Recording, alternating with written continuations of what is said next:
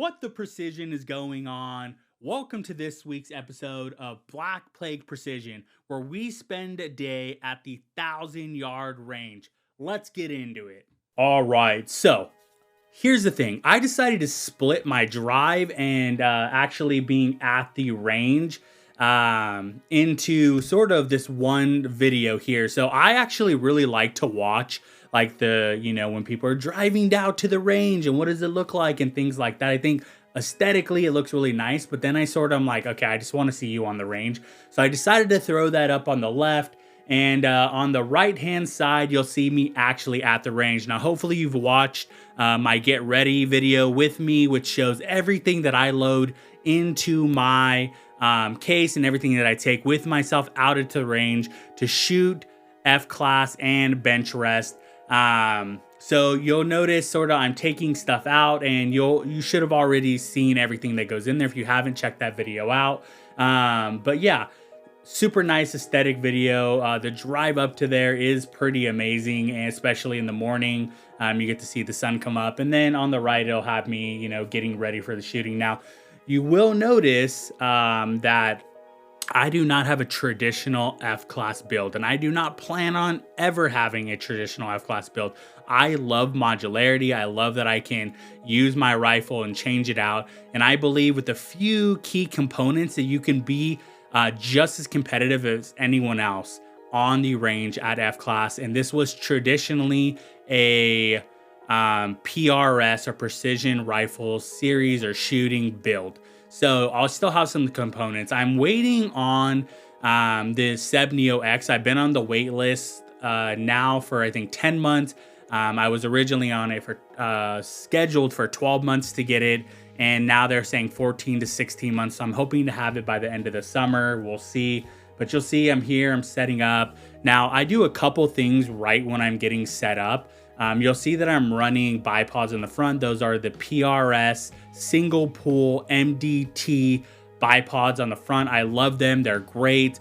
And then on the back, I'm using the adjustable bag rider. That's an amazing piece of equipment, and unfortunately they've made it illegal in F-class, which I don't really understand why they've done that, because it is an amazing piece of kit, and it's really the key reason I can even go out right now without a front rest and compete in this discipline. So you'll see that right now I'm really just getting a few things. I have everything laid out on my mat. I have my ammo. I'm getting everything positioned where I want to have it. And you can see I'm setting right now everything. I set my rear bag to make sure everything's compacted down. And then I set the front. I'm trying to dig it down into the ground. Now, I do put a piece of protection on my mat at the front. That's where I try to keep my stuff. And I don't put it directly into the gravel because I don't want it to dig down into there. I want it to all set down. And I make sure everything's set. I'm pushing it forward and backwards to set it all down. So I don't have movage, because it's already going to move a little bit. That's sort of the disadvantage of having the bipods and doing this discipline, is that it does move. And over practice, I've noticed that, okay, I need to set all of this in before I start taking shots.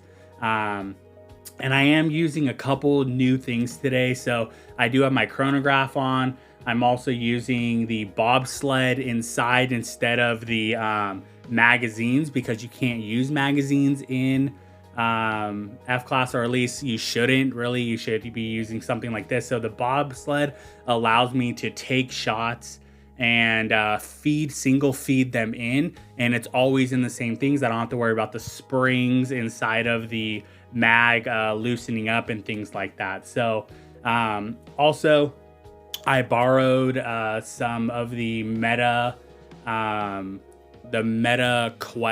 the Ray-Ban Meta sunglasses, and that's what you're actually seeing here, is me running those Meta sunglasses and getting this view. And I'm not quite sure how I feel about it. The camera's on the left side, and I shoot with my right eye, and so I really wish the camera was on that side. I'm thinking maybe I might try to see what it looks like shooting on the left side, but that's not how I shoot, so I'm never gonna have that. But luckily, the way I have this set up is so you can see what's going on with the phone at the bottom. So I am measuring speed, and I am also taking a look. I am set up where I can see where my shots are impacting.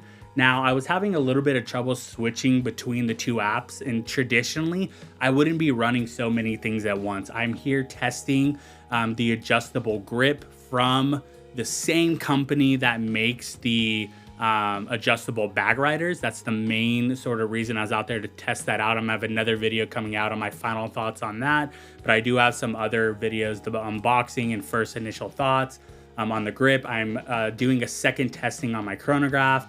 These are new reloads, so I'm testing those out. And I have my EC tuner on the front, which I'm also testing out. So way too much to be testing out to have any sort of real good practice and accuracy. But you can see here that, I'm getting, 2773 on these shots, and that's right where I wanted to be. It was about 2720 to 2750. I am reloading Hornady 147 match, so I'm using the same brass that I bought from the initial box. You can see I have those box there that I've reloaded. I bought the same bullets. Now, obviously, you can't get the same powder, but I am running the H4350 powder, and then I have large primers. I'm running the 200. And everything's going pretty good. As I'm practicing out here, I'm hitting 9s, 10s, and 8s on the target at 1,000 yards. So I'm not too disappointed in that. I do run the Collis 5 to 25 long range scope. It's the upgraded 5 to 25. I do run first focal plane mill scope on this. And so I'm still getting sort of used to that. And I've sort of made a decision to hold off on upgrading my scope, and I really want to focus in on this. But I'm just right here. I'm working on a couple things. I'm checking where things are hitting on every component that I'm working with, but also I'm testing out the grip. That's an important part of this because I was running the MDT grip, and now I'm running this long shot precision adjustable grip where it has a thumb rest and thumb plate on there, because the MDT ACC, I think that's called the Premier now, does not have that. You have to upgrade to the Elite, and I didn't want to upgrade. It doesn't, it's not worth it. And so this was a great solution, and it comes with a bunch of different thumb pieces, and I found the largest one because I do have large hands and my thumb fits on there great. So I'm testing that out as well as that. Also, I should mention that I just had cataract surgery in both eyes, which is why I have these grandpa glasses on, because I'm still sort of adjusting and figuring out where I'm gonna have. Now, I do have 20/20 vision, but close up, that hasn't quite settled yet, and it could be a couple months before I figure out exactly where I am. But I will say that I shot without that, and it went really well. So good day at the 1,000-yard range. Everything went well, and I'm gonna actually drive over to the 100-yard range and get some testing in. If you guys want to check that video out, it's been good. But pretty decent shooting out there. Wind picked up a little bit, and had a little trouble there, but it was great. So good day at the 1,000-yard range.